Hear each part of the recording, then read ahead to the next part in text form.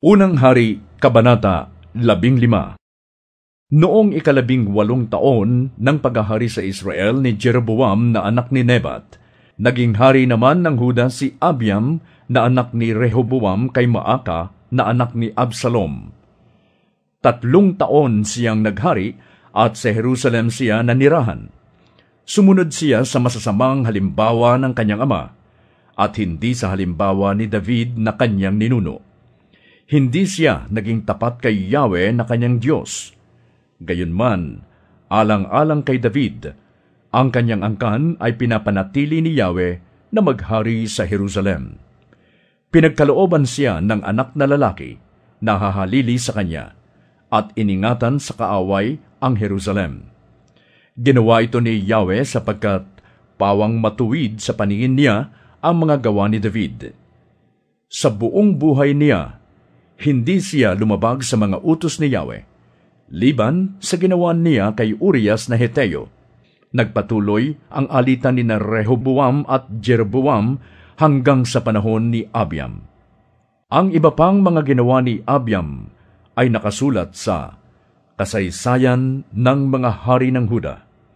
Nang mamatay si Abiam, siya'y inilibing sa lungsod ni David, at ang anak niyang si Asa ang humalili sa kanya bilang hari.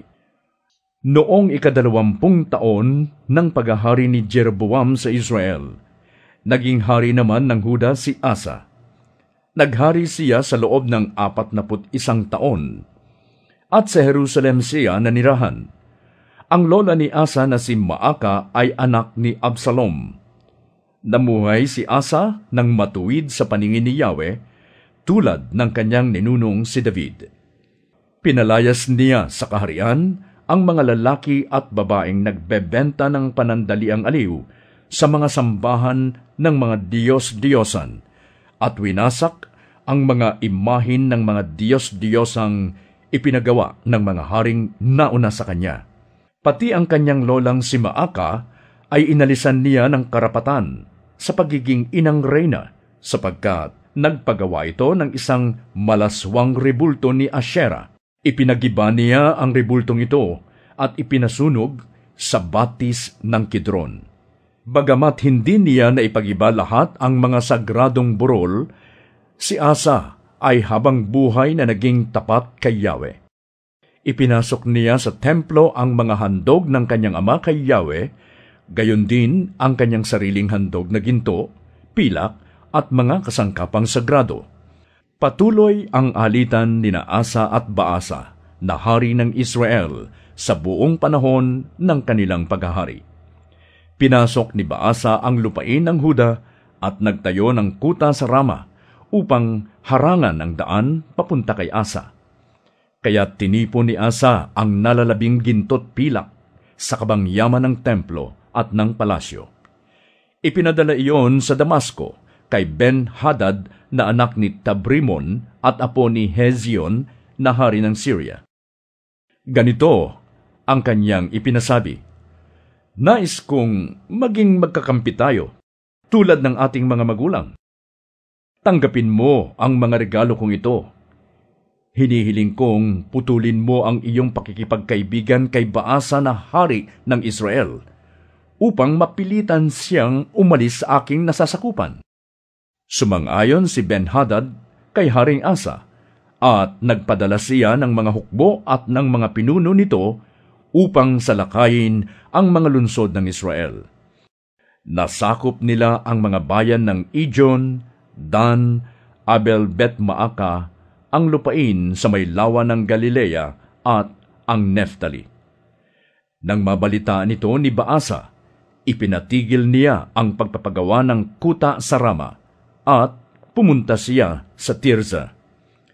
Iniutos naman ni Asa sa lahat ng mga taga-Huda na kunin ang mga bato at kahoy na ginamit ni Baasa sa pagtatayo ng kuta sa Rama, at ginamit iyon sa paggawa ng kuta sa Geba at Mizpa sa lupain ng Benjamin. Ang iba pang ginawa ni Haring Asa, ang kanyang kagitingan at mga bayang pinagawan niya ng kuta ay nakasulat sa kasaysayan ng mga hari ng Huda. Ngunit nang siya'y matanda na, nalumpos siya dahil sa karamdaman sa paa. Namatay si Asa at inilibing sa libingan ng mga hari sa lungsod ni David. At si Jehoshaphat na kanyang anak ang humalili sa kanya bilang hari. Nang 2 taon ng paghahari ni Asa sa Huda, naging hari naman sa Israel si Nadab na anak ni Jeroboam, at 2 taon siyang naghari sa Israel. Katulad ng kanyang ama na nagbulid sa Israel sa pagkakasala, ginawa rin niya ang mga bagay na hindi kalugod-lugod kay Yahweh. Naghimagsik laban sa kanya si Baasa na anak ni Ahiyas mula sa lipi ni Isakar. Pinatay ni Baasa si Nadab habang kinubkob nito at ng kanyang hukbo ang Gibeton, isang lungsod sa Filistia. Nangyari ito ng 3 taon ng paghahari ni Asa sa Huda, at si Baasa ang pumalit kay Nadab bilang hari sa Israel. Sa simula pa lamang ng kanyang paghahari, ay pinagpapatay na niya ang buong pamilya ni Jeroboam, bilang katuparan ng sinabi ni Yahweh sa pamamagitan ni Propeta Ahiyas na taga Shilo. Ganito ang nangyari sa angkan ni Jeroboam, sapagkat ginalit niya si Yahweh dahil sa kanyang mga kasalanan at sa mga kasalanang ginawa ng bayang Israel dahil sa kanya. Ang iba pang mga ginawa ni Nadab ay nakasulat sa kasaysayan ng mga hari ng Israel. Patuloy ang alitan ni Asa, hari ng Huda, at ni Baasa ng Israel sa buong panahon ng kanilang paghahari. 3 taon ng paghahari ni Asa sa Huda, nang maghari sa Israel si Baasa, na anak ni Ahiyas. 24 na taon siyang naghari, at sa Tirza siya nanirahan.